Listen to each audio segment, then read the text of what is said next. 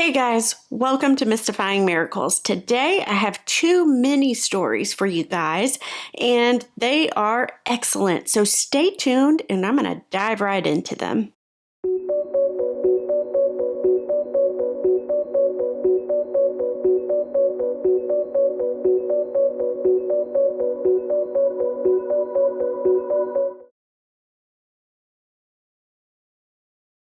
There was a man by the name of Jerry Long, and he had a 10-year-old daughter named Lori. Well, one day Lori comes up to her dad and she tells him, "Dad, I really want to raise horses one day." And then she proceeds to tell him that she wants a horse and could she have one? Well, at this time, their family had been living in Ecuador, actually in the middle of the jungle, really. It was where the center of operations for Wycliffe Bible translators were. So they helped with that. Now, Jerry was surprised by the question when his daughter asked him that, because he was thinking to himself, well, we live in the middle of the Amazon, and he also thought to himself, there's every animal imaginable here where they are, but of course she wants an animal that's not there. So he begins to tell Lori, he gently tells her, look, first off, we don't have the money for a horse. And even if we did, how would you get it here? We're in the middle of the jungle. Also, he wasn't quite sure if horses could thrive and live in the jungle anyway. Well, Lori's just 10, so this was upsetting. I mean, this was her heart. This was what she really wanted. And so she started to cry about it. Well, Jerry, of course, that was his daughter. He felt touched. He felt bad for her. So he gives her some advice. He tells her, you know, the only person who could handle a situation like this is God. Maybe you need to talk to him about it. If this is something you really want in life, go to God. Talk to him about it. So Lori takes him up on that offer, on that advice, and she does exactly that. She goes to God about it, and she prays and has a chat with him. A few weeks go by, and Jerry's outside walking, and someone hands him a message, which had been sent from Quito. I think I said that right. The capital, though, of Ecuador. But the message wasn't actually addressed to Jerry. It was addressed to his neighbor, Otto Rodriguez. And the message looked like it had been sent from his attorney, and it looked quite important. It said ASAP on it. And apparently, Otto needed to get to the city as soon as possible to handle some business transactions. Well, because it seemed very important, Jerry didn't want to sit on it, until he could give it to him. So he asked one of the local pilots there in the village if he would fly him up to Otto's place. Otto lived 30 miles up the river. He was considered a neighbor, but still 30 miles, that's way too long. You couldn't walk it. Well, as they're flying over, Jerry's just kind of looking down, admiring the beauty of nature and the jungle and everything. And he notices something. He actually sees a horse, and it's there grazing amongst the cattle there in a field. And he thought to himself, well, look at that. I guess horses can thrive in the jungle. And he actually couldn't wait till he got back home so he could let Lori know, because she would be excited about that. Well, a week after this happens, one of the workers there runs up to Jerry's front door, and he says, quote, "Senor Long, you won't believe what is coming down the river.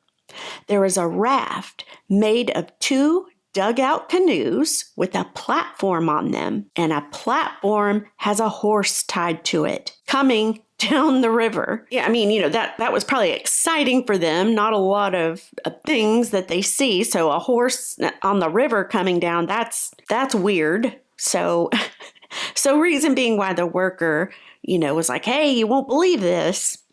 Well, later that same afternoon, a man starts walking towards Jerry's home, and he's actually behind him leading a horse right behind him. Once he gets to the front of the house, he starts speaking with Jerry, and he tells him, yes, Mr. Otto sends this horse for his appreciation. He said he knows there are many friends here at the mission, and he just wanted to show that appreciation. Plus, he thought the kids here would get a kick out of it and that they would enjoy being around the horse. So obviously, for the rest of the time in Ecuador, Lori loved being with that horse. She took it as a sign from God, as a gift to her, because she had spoken to him about it.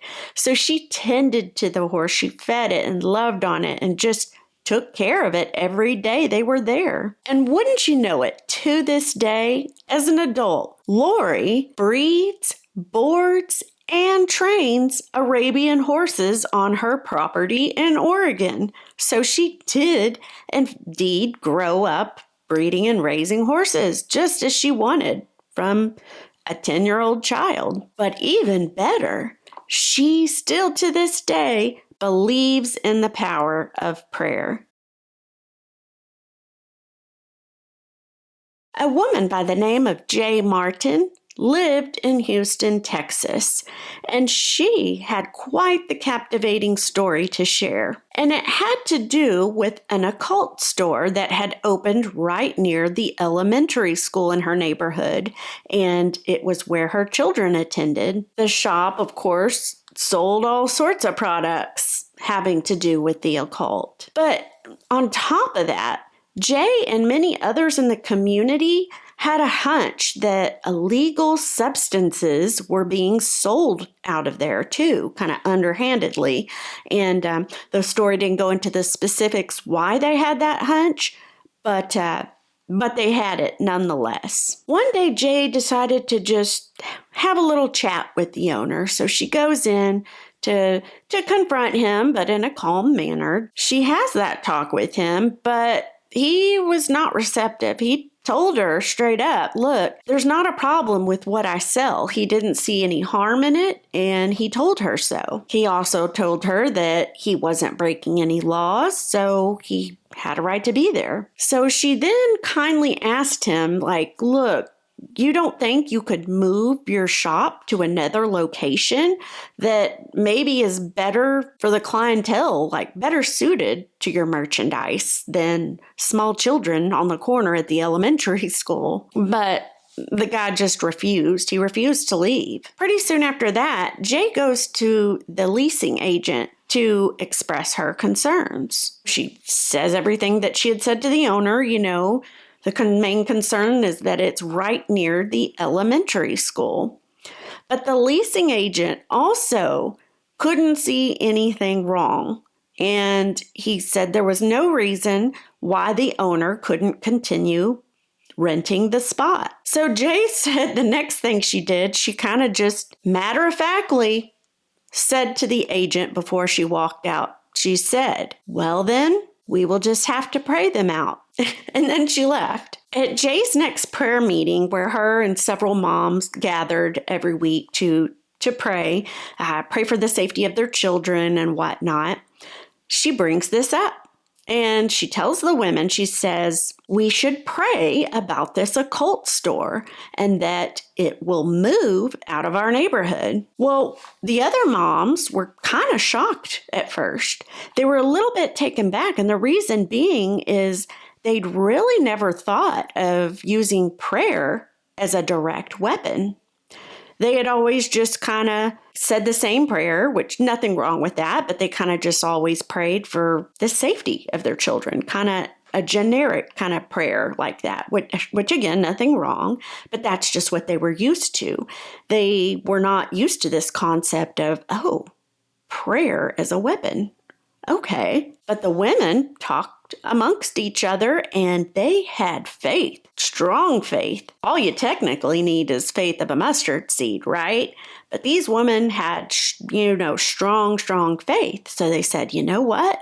Let's do it. So they do. They get together and, they start praying fervently that this shop would move from their neighborhood and they can go elsewhere, set up shop, just not near their children's school. They prayed that God in heaven would intervene on their behalf. And wouldn't you know it, 2 months goes by, and guess what? That occult store was gone. I would have loved to hear the exact details of how that happened. I don't know. This little short story did not go into that, so I don't know if it was like a rent problem or a...